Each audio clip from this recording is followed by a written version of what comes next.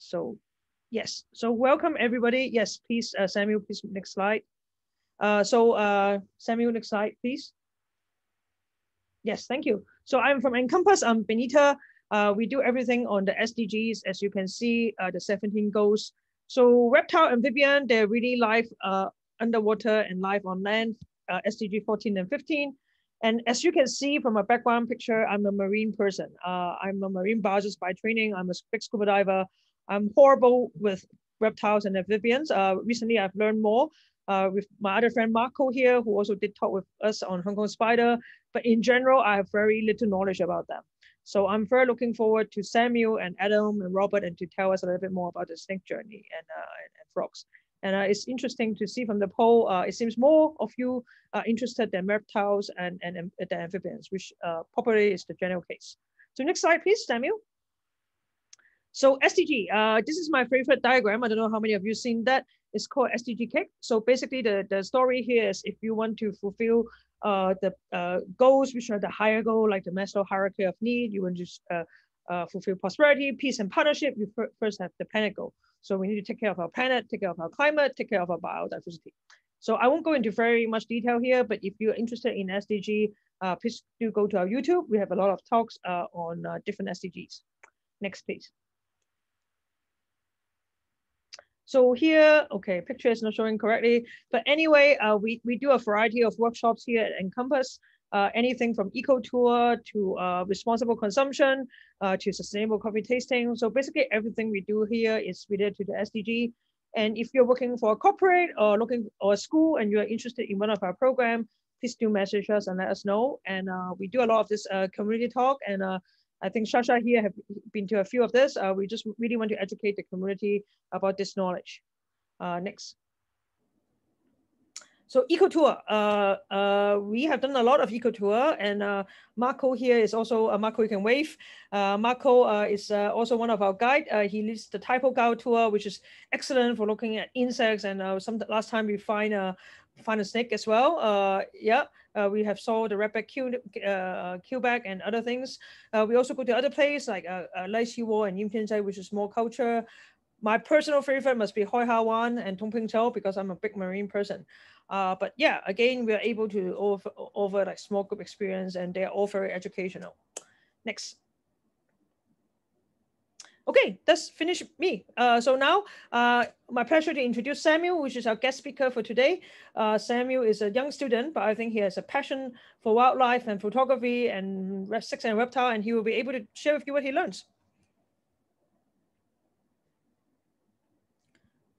So I think you need to unmute yourself, Samuel. Okay, hello. Hello, everyone. So I'm Samuel, and I'm currently an undergraduate at the University of Queensland studying ecology. So I picked up wildlife photography quite young, and because it mainly gives me a great sense of achievement to capture cool moments of nature, and I feel like it's also a great way to raise awareness. And if you're interested in seeing my photos, then feel free to find me on social media at Wilderness Samuel, and I'm also the owner of most photos in this presentation. Okay, so this is an overview of the presentation. So I'll be talking about what are herps. Then I'll introduce some of Hong Kong's native herps. Then I'll talk about some of their threats and some notes on looking for them.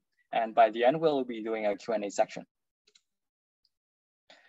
So herpetofauna basically means reptiles and amphibians, and herp is basically just a short form of herpetofauna. So that's why the study of reptiles and amphibians is called herpetology, and when we're looking for them, we call it herping. And contrary to popular belief, reptiles and amphibians are actually not closely related. So amphibians kind of branched off quite early in the evolutionary tree, and mammals are actually more closely related to reptiles than to amphibians. So why are they grouped together into the word herp? So it dates back to the word herpeton, which is a Greek word which means a creeping animal. And in general, reptiles and amphibians are like creeping animals, so they're called herps. Okay, so before I jump into what is a reptile or what is an amphibian, I would like to do a little quiz with you guys. So feel free to type your answer in the chat, and it's just a little quiz, so no pressure. Okay, So is this a reptile or an amphibian or neither? Am I playing games with you guys? Is this a reptile or an amphibian?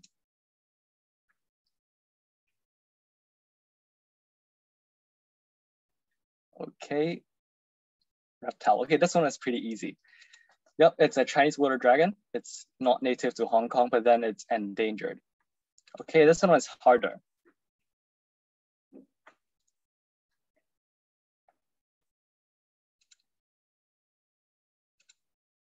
Anyone?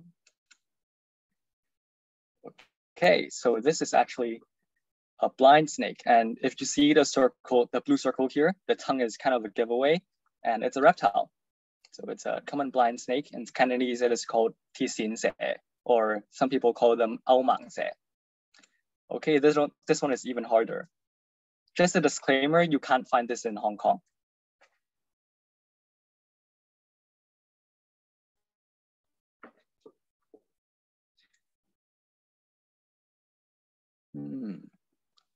Okay, so this is actually a Sicilian. So in Cantonese, it is a yanyun. So it's an amphibian actually. So it's pretty weird. Okay, so what are amphibians and reptiles? They are both cold-blooded vertebrates, though some are not cold-blooded. So there are exceptions. And you can see from this table, there are more differences than similarities. It's probably because they are actually not closely related. So first of all, their skin is very, very different. Amphibians generally have moist skin, which they can breathe with. They can also regulate water, which is called something like osmoregulation, and they can also change their electrolyte content through their skin. And reptiles generally have scales, though there are scaleless reptiles. The scales generally offer protection and sometimes can prevent water loss. Okay, another huge difference in reptiles is that reptiles practice internal fertilization while amphibians practice external fertilization. Again, there are exceptions because they're extremely diverse and yeah, they are really weird. And so after the egg hatches, amphibian also undergoes a larval stage and reptiles just don't. Okay, moving on. Let's talk about the diversity of herps in Hong Kong.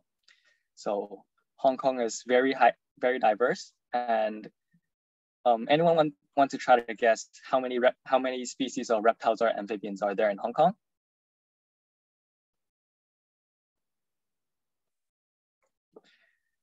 Here's a little table. It's basically a comparison of Hong Kong herps and UK herps. So we can see that actually Hong Kong has a lot more herps than UK, and Hong Kong is actually 220 times smaller than UK. So we can really see how biodiverse Hong Kong is. Moving on, we are going to talk about some native reptiles in Hong Kong. So to be honest, it's really hard for me to choose because there are so many reptiles in Hong Kong. There are like skinks, there are snakes, lizards. So, but here it is. Okay, the first one. This one probably looks familiar to most of you guys because this is quite common. It's called the changeable lizard, and Cantonese would be 變色樹蜥 or 雞冠蛇. It has quite a lot of common names, I think. So changeable lizards are not only common, but they like to sunbathe, or we call them bask. They bask in open spots, for example, on top of rocks or on top of shrubs. So this makes them relatively visible to humans. That's why we may not find it unfamiliar. So this reptile actually has a nickname called the blood-sucking lizard. So you can see there's this photo on the bottom left. It has a red head and a black neck. So that's why they're called the blood-sucking lizard. And this is basically what happens during breeding season. The males have this coloration to attract females. So I guess they kind of resemble vampires. So people like to call them blood-sucking lizards. Okay, redneck keelback, the first snake of today. So it's a relatively common snake in Hong Kong, and you may stumble across one when you're hiking because it's pretty common. So and it inhabits a wide range of habitats, but you may find it close to water because it loves to feed on amphibians. And this is actually a really special snake because this is the only both venomous and poisonous snake in Hong Kong. So when I say venomous and poisonous, you may wonder what's the difference. So it's basically the delivery method of toxins that differs, that separates poisonous and venomous.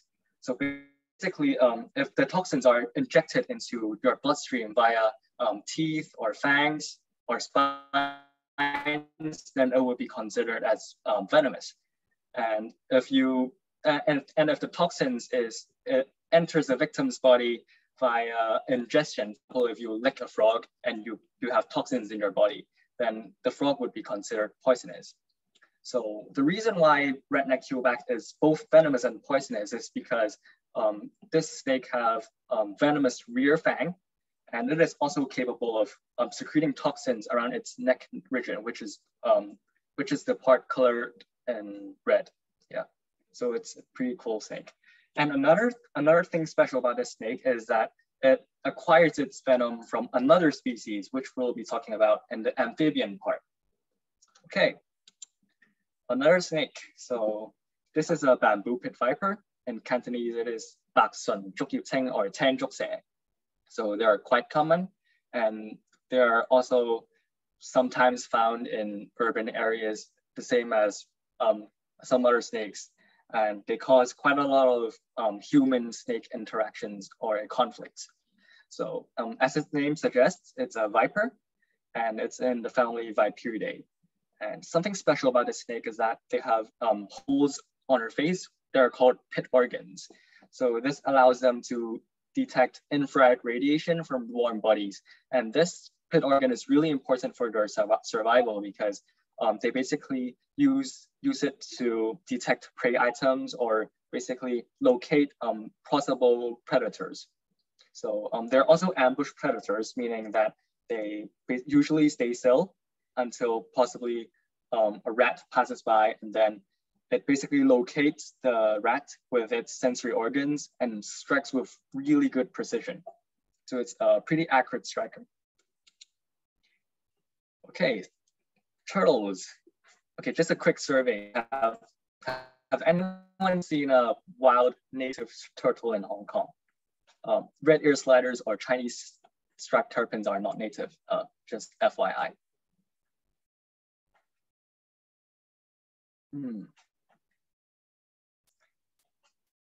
So I wouldn't be surprised if you haven't seen a native turtle because generally they're quite rare.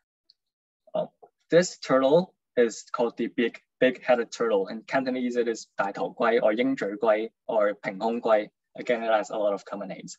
So it's widespread and generally inhabits steep hill streams in Hong Kong. So their head is really big and can't be retracted into its shell. So it may confuse you that you may think that it looks clumsy, but then it's actually pretty agile in water, and they're really good at climbing steep surfaces because their limbs are really strong. And unfortunately, like most all native turtles in Hong Kong, they're endangered because they're really subjected to poaching.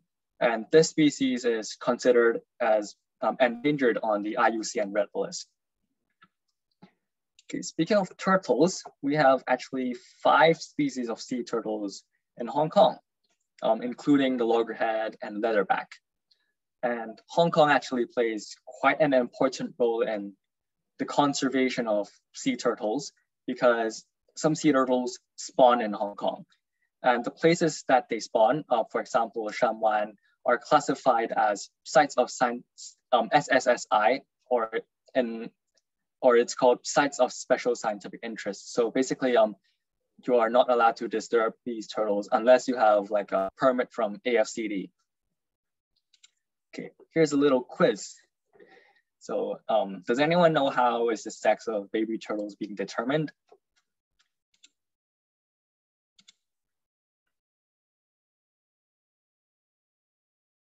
Temperature dependent. Yeah, so temperature is the right answer. So here's a little picture. So in general, turtles that incubate below 27.7 degrees are will be males. And then if it incubates above 31 degrees, it will generally be female, though sometimes there are variations. So this really shows that turtles are quite susceptible to global warming, because if you imagine if the global average temperature is increasing, then the sex ratio of turtles will be altered, and the reproduction might be the reproduction biology or something related to the reproduction will change, and so this might cause changes in the ecology of turtles. So in general, it's not a good sign. Okay, moving on to amphibians. So amphibian is kind of the underdog today, but then I find amphibians really interesting. So we have short-necked toad, Asian common toad, Romer's tree frog, and Hong Kong newt today. So I get this question a lot, which is what is the difference between a frog and a toad? And I also see this question on the internet a lot. So anyone wants to try to explain what's the difference or what is the relationship between a frog and a toad? You can unmute your mic if you want. Teeth. Any other tries? Genetics. That's a good one. Yep, genetics. But besides genetics, anyone? Species. Okay. Let's talk about what are the differences. So the simple answer would be all frogs are toads, but then not all toads are frogs. And generally toads have rough skin while frogs have smooth skin. But then, like I said, this is the simple answer. The more complex answer basically depends on the definition of toad, because this word toad is like a common name given by humans to describe the appearance of frogs. So only frogs in the family Bufonidae are considered true toads. So a lot of frogs that are called a toad is not a true toad, if you get what I mean. So this might sound confusing, but then what I'm trying to say is that we shouldn't take common names too seriously, because the word toad or frog doesn't really tell us about the taxonomy of the frog. So it's more of a common name given by humans to describe the appearance. So maybe if a frog looks grumpy or if it's trying to act tough, then it's probably called a toad. And if it's not, it's called a frog. So here's a little summary, and let's talk about the first frog of today. So short-legged toad. This is not a true toad because it is in the family of Megaphrydae. It's not in the family Bufonidae. So it is first discovered in the peak, but they're actually widely distributed in hill streams of Hong Kong. So they also have a weird call. It's a bit like a duck, or maybe a baby duck. But then if you hear them, it's pretty distinctive.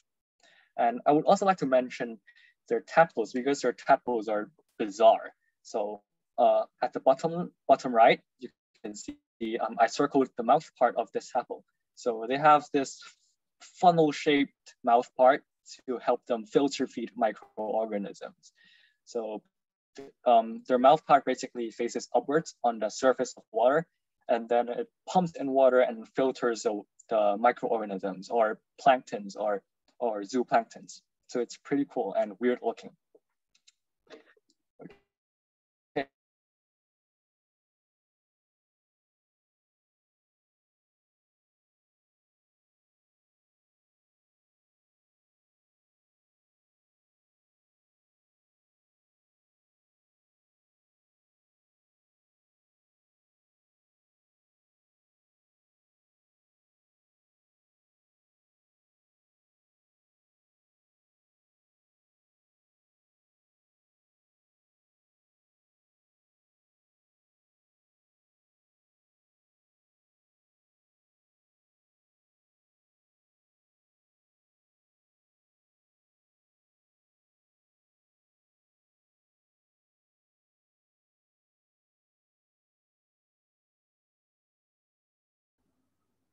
Can anyone else not hear Samuel?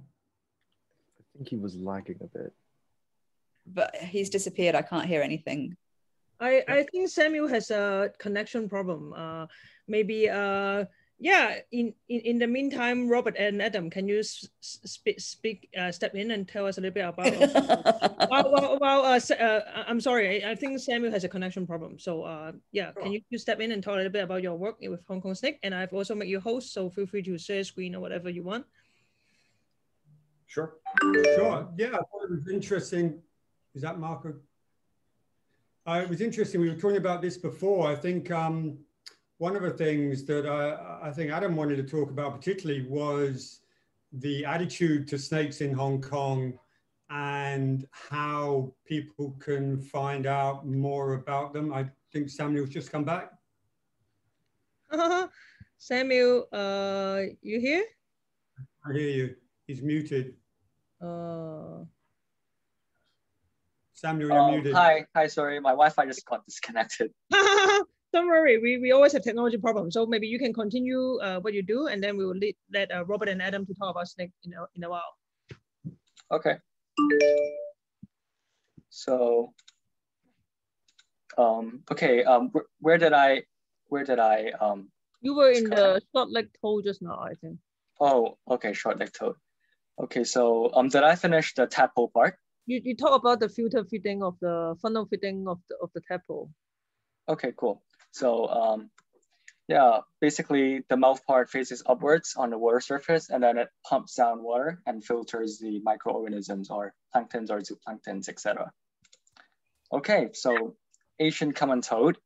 This is the only true toad in Hong Kong, so it's the only member of Bufonidae that occurs in Hong Kong. So they have these parotoid glands that can secrete bufotoxin when it is attacked. And it will also try to puff up to increase the difficulty of being swallowed by let's say a snake, and will try to look bigger in general. So this is actually the amphibian that is ecology-wise really closely related to the redneck keelback, because the redneck keelback loves eating this frog or this toad, and it kind of acquires the venom, acquires the poison or toxins from this frog and use it for its own defense or attack.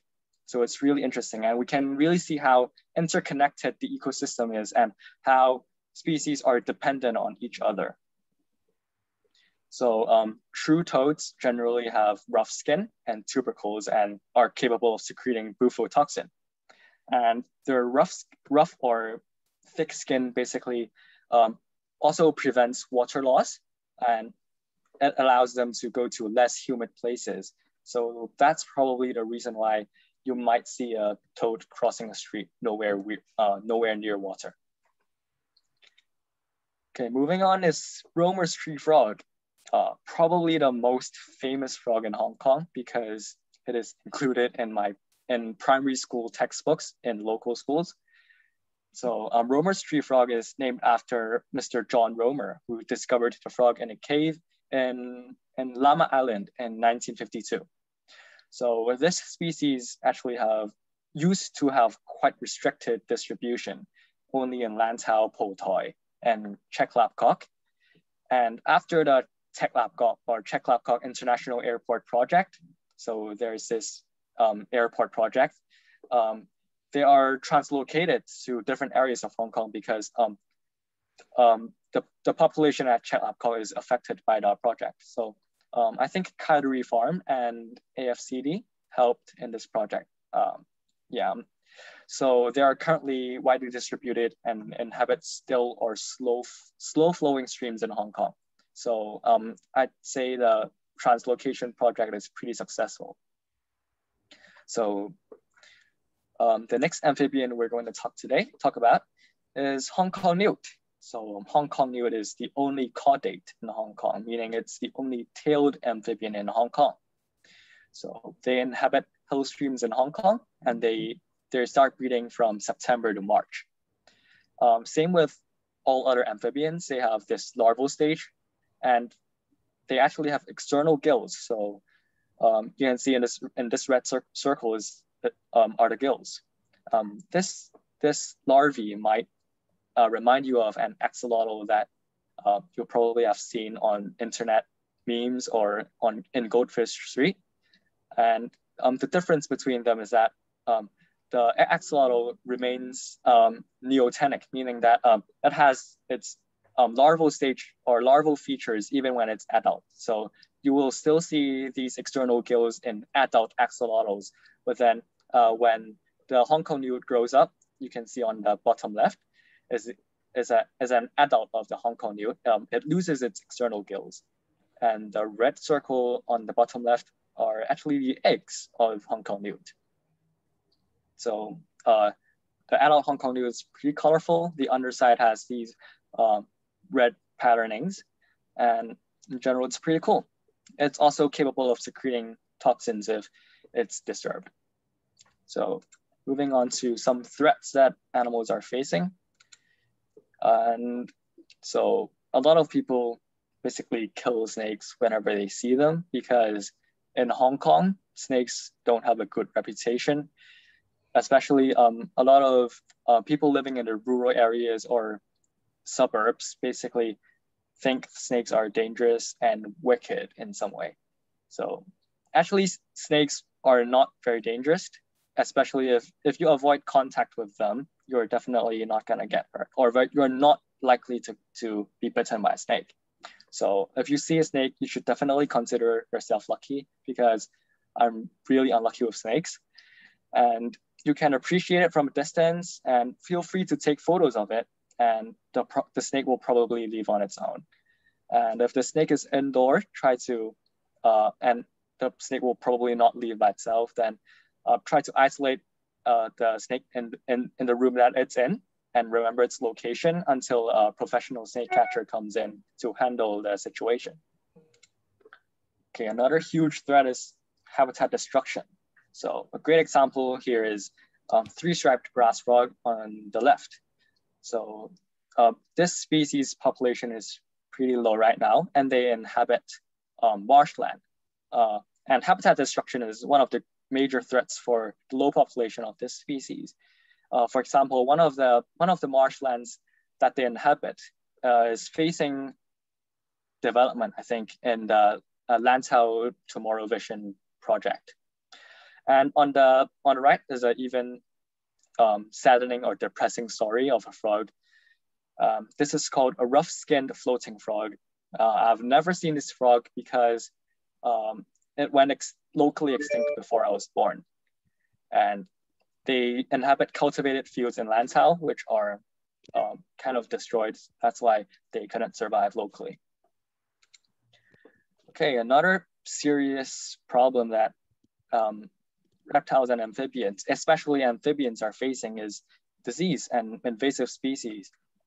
Chytrid fungus is definitely worth mentioning, because chytrid fungus is notorious. It basically wiped out around 500 species of amphibians internationally, and they wiped out 90 species, and around 500 species have their population declined due to the fungus, at least partly due to the fungus. So on the left is Xenopus. So it's called an African clawed frog. So it's probably the most widely distributed frog in the world, not in the wild, but in laboratories and in pet trade, because this frog is weird. It has weird bones and weird skin. So it's used in labs a lot. So this species is a reservoir for chytrid fungus. And if people release these frogs into the wild, it is likely that the fungus might infect local amphibians and possibly wipe out native amphibians. So it's definitely not a good sign to see these frogs in the wild. And when it comes to invasive species, we have greenhouse frog. It's called Eleutherodactylus. This genus in general is pretty good at invading places. There's another frog in this genus called the cookie frog. It's really their breeding biology that makes them good invaders. So if these invasive species basically they might outcompete native amphibians because they share the same resources. So let's say the greenhouse frog might share similar resources with the Romer's tree frog that I just mentioned, and they might compete for living space or food. So this is definitely not a good sign for local amphibians. So what can we do to help them? We need to first understand why are the snakes killed. This is due to the misconception that all snakes are dangerous. And that's simply not true, because although some snakes are venomous and can be dangerous, it won't hurt you if you don't try to attack it. And even if it's dangerous, it doesn't mean it deserves to die. So if it's left alone, it's not going to mess with us. So definitely try not to kill snakes if you see them. And I also encourage everyone to engage in, let's say, environmental protection activities, or maybe the City Nature Challenge that we will be talking about in a bit. And basically just try to appreciate the creatures around us. And this will make you a role model to your family members and your friends, because they will try to understand why are you respecting and appreciating these species. And this interaction basically is raising awareness for native animals. So let's talk about some notes and tips when we're looking for reptiles and amphibians, or when we're herping. So obviously safety is the priority. So try to have a herp mate or a squaw mate, if you know what I mean. So watch where you step, and always have your flashlight on, unless you're trying to creep up on an animal. So obviously have respect for all animals, even the so-called ugly ones. Maybe if you see this frog that looks really ugly, still respect it, because it plays a crucial role in the native ecosystem. So now on tips for looking for reptiles and amphibians. So like I said, herps generally are cold-blooded animals, and they are more active in warmer and humid months, though there are exceptions.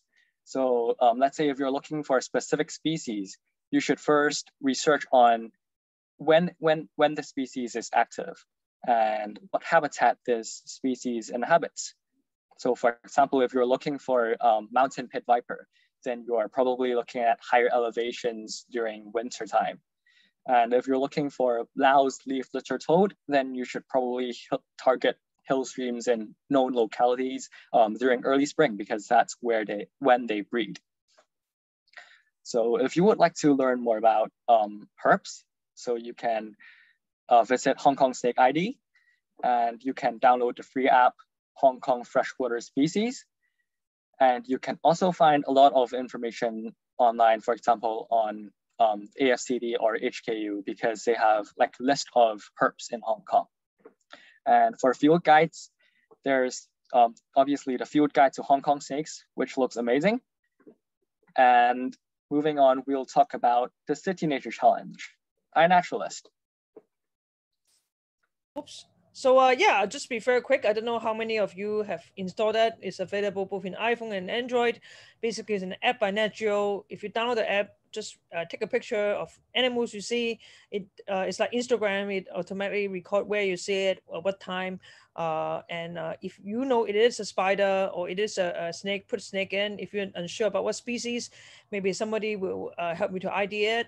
It also have artificial intelligence function, so it will suggest species. But I do want to say this app is very North American based. So there are some Hong Kong species, and I think Robert can speak to that. They didn't identify very well. So if you're not sure, you can just put this is a snake or this is an amphibian, and maybe somebody else can help you with ID. Samuel, next, please. So yes, I just want to mention the City Nature Challenge is next weekend, and everybody anywhere, whether you're Hong Kong or not, can join. Basically, just take as many pictures as you can, and you can find as many species you want, or different type of observation. I think Hong Kong come into top 5 in the last few years. So yeah, I would like everybody to participate if that's possible. And if you want to learn more about City Nature Challenge, just Google them. And in Hong Kong, our friend Sean Martin, which some of you know, is also a guy behind it, but I can tell you more as well if you message me. So I think right now it's time for Robert and Adam to share their work on Hong Kong snakes and wild creatures. And I think you guys can maybe 10-15 minutes, and then we'll open the floor to what the crowd want to know. Thank you, Robert. Sure. Thank you. Samuel, thank you very much for the presentation. That was very interesting. I have one question actually for you. What's that wonderful photo behind you?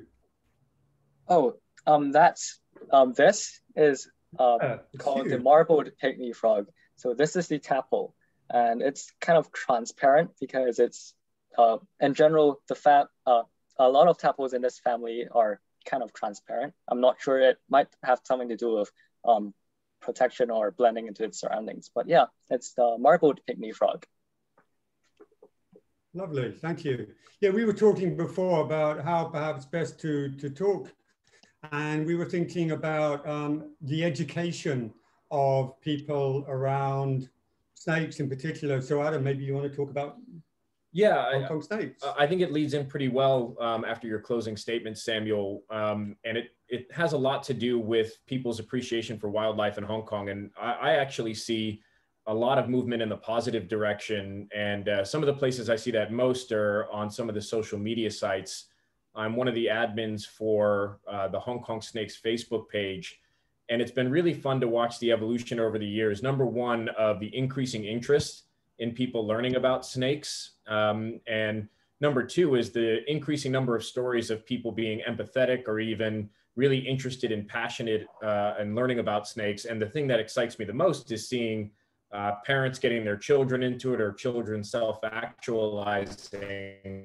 And what we've done over the last few years with Hong Kong Snake ID, the website, and now the field guide to Hong Kong snakes is very much in line with that theme. You know, a few years back, Robert and I were talking, and we said, you know, there's a lot of people taking beautiful photographs, a lot of increased interest, but there's not a lot of updated information on all the wonderful species of snake we have here in Hong Kong.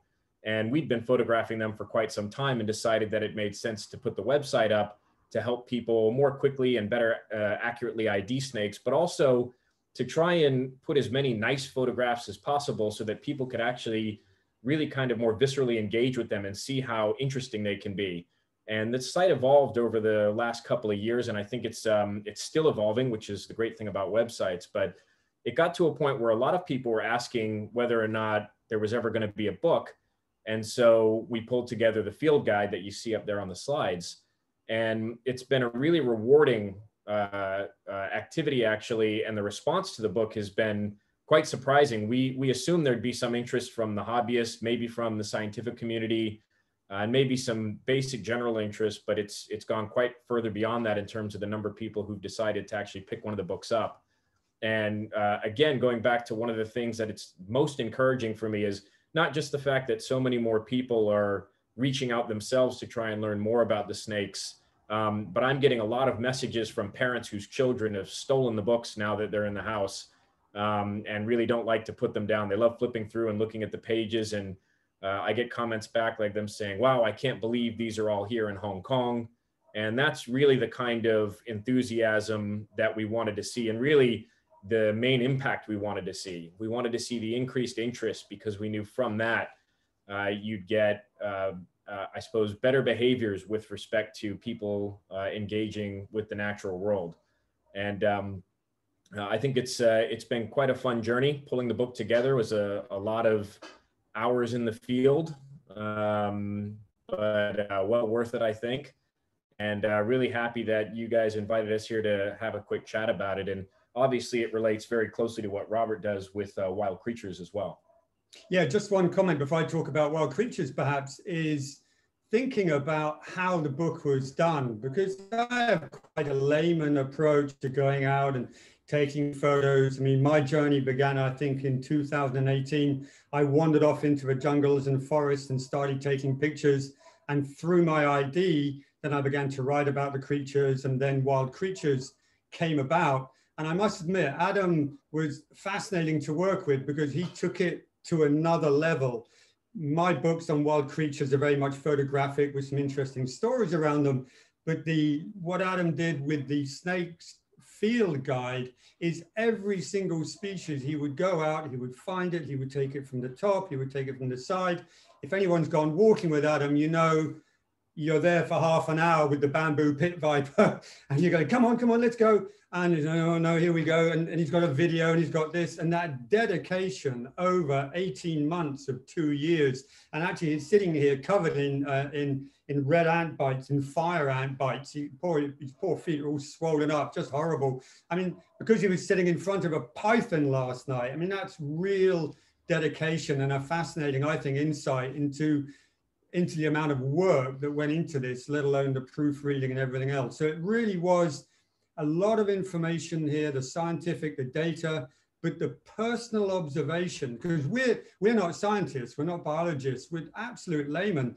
And for him to pull together a very credible, dare I say, scientific field guide to the snakes of Hong Kong, I think is a huge achievement. So I know we're here to talk about snakes, so I don't want to talk too much about wild creatures, only that I find it fascinating when I post a picture maybe of a mongoose or something. Everyone likes the furry animals, but the Hong Kong Snakes Facebook page, they like snakes almost as much as everything else. It's absolutely incredible. I mean, if you did a Facebook page about snakes in England, people were like, yeah, move on, let's have a doe-eyed deer or an otter or something. But snakes really have caught the public's imagination here in Hong Kong. I find it absolutely fascinating. So yeah, that's really what I have to say about wild creatures and the snakes. Thank you.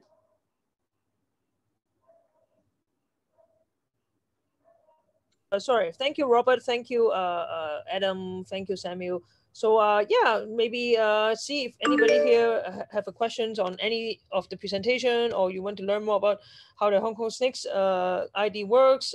Please feel free to ask us any question. We have about 10-15 minutes as a group. So you can either unmute yourself or you can put it in the chat room. Or if there are other species you want to learn about and we didn't cover today, please let us know. How about I'll ask you? Oh, sorry. Yeah. For Samuel, I have a question for Samuel. So, as an undergraduate, what kind of career would you see? Perhaps I know you're very young and there's a lot to do ahead of you. But what kind of career would you see? Do you want to be out in the field? Do you want to do more research? What kind of thing are you looking to do maybe in the next 5 to 10 years? Thanks. That's a great question. I haven't really decided what to do in the future, but then it will definitely be conservation related. So I'm still trying out different fields, for example, consultancy or research. So I'm still open to different options. So in general, I'm just trying to explore what I'm interested in. But I'm definitely interested in field work. So I can't imagine a job without field work, basically. So yeah, I'll be going out looking for snakes and frogs in the future. Okay, thank you. So I asked Samuel this just now, and I want to ask Robert and Adam. I know there are plenty of good places you can do herping, and which one is your favorite and why? Yeah. You know, one of the things I've mentioned a few times in talks about the book is I get asked where to go to find the snakes, and my honest answer is quite literally everywhere. And the snakes that you see pictured in the book here come everywhere from right next to mid-levels on Hong Kong Island to the deepest, darkest jungles of the New Territories in Sai Kung. And really, it just has more to do with what kind of a walk I'm interested in having. And in some cases, there may be some better target locations for certain species, so I might do that. But maybe I can answer with most recently, I've been enjoying jungle walks. So really, any of the nice country trail jungle walks, pretty much anywhere in Hong Kong, if you get out and you're observant, you're going to be able to find snakes. And there's a lot of varied species across the different areas as well. So I hate to be inspecific to a very specific question, but the answer is quite literally everywhere in Hong Kong. Maybe I'd add one thing to that. I found it fascinating that often if I'm living a little bit more remotely, like Sha Kok Mei or somewhere in Sai Kung, I can often walk out my back door and literally on that urban rural mix where the concrete paths begin to wind into the hills, that's often a great place to start looking, because if you slow down a little bit, you'll often find the snakes that are coming into the more urban areas to hunt for the rats and everything else. So if, you know, you don't even have to go remote. Yeah, okay, we go very remote sometimes if we're looking for target species. But oftentimes, if I just want to go out for a walk out my back door, I'm probably going to find, like we're going to go up walking up behind us here in Sai Kung later tonight, and we're pretty much guaranteed to find a good mix of interesting things. So really, you know, but there's a lot of trails on Daimo Shan or Taipo Cow or many, many other places that I would recommend just go out and start walking the trails. But walk slowly. That's the way you find them. Thank you, Robert and Adam. And I think there's a question from Colin. Samuel, what is your favorite amphibian? Oh, my favorite amphibian is probably... The mic is a little bit off. You might want to adjust it. Okay. Is it okay now? Better. Okay. My favorite amphibian is probably the Chinese giant salamander. So there's a sad story because it's basically kind of hybridized in China in some breeding facilities. And there's this recent paper splitting the Chinese giant salamander into a few more species. So there are actually quite a lot of Chinese giant salamanders in China right now. And I would definitely want to see one in real life. And it's also the heaviest amphibian in the world. Longest, not so sure, because there are like aphumas and sirens, but then it's definitely the heaviest or largest amphibian in the world. Can you show a picture for us? A picture, okay. It's always good to visualize what we were talking about.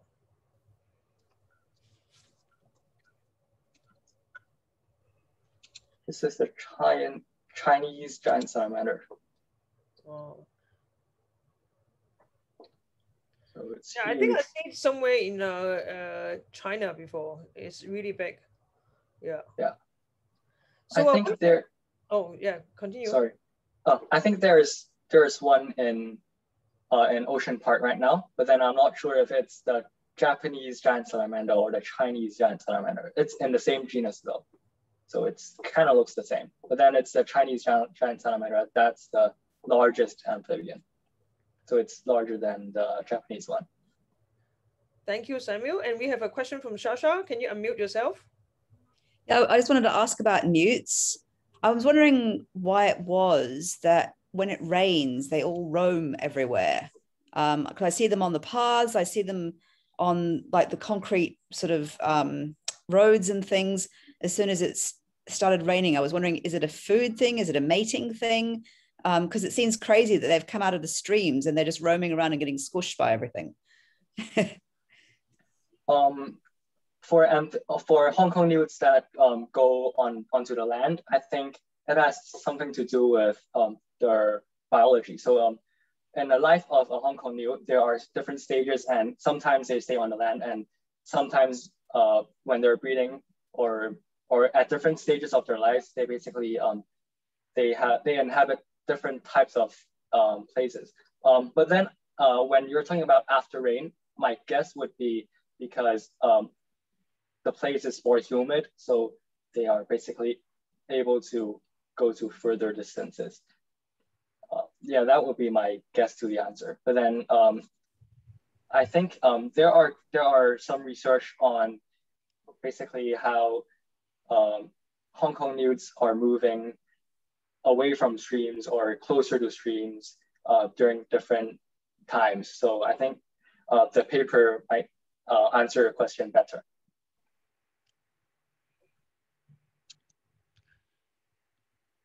Yeah, I think just to add into Samuel's answer, I think there has been research about like how Hong Kong newts, the habitat is affected by climate change as well. Let me find that news for all of you.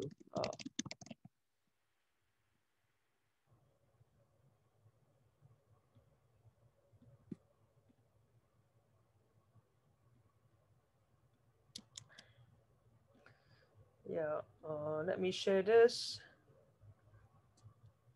So basically what the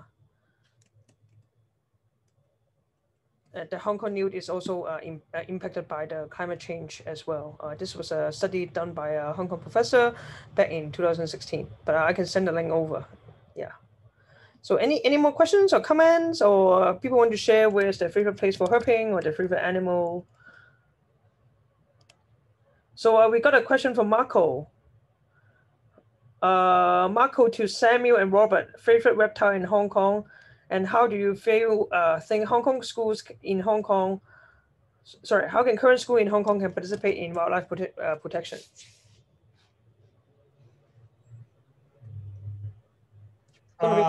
Favorite reptile, I think. I mean, it's a funny one for me. I mean, I'd have to say it's either the innocuous but beautiful greater green. I just love their little face. But the king cobra is such an iconic, intelligent beastie. So I think that's my favorite too.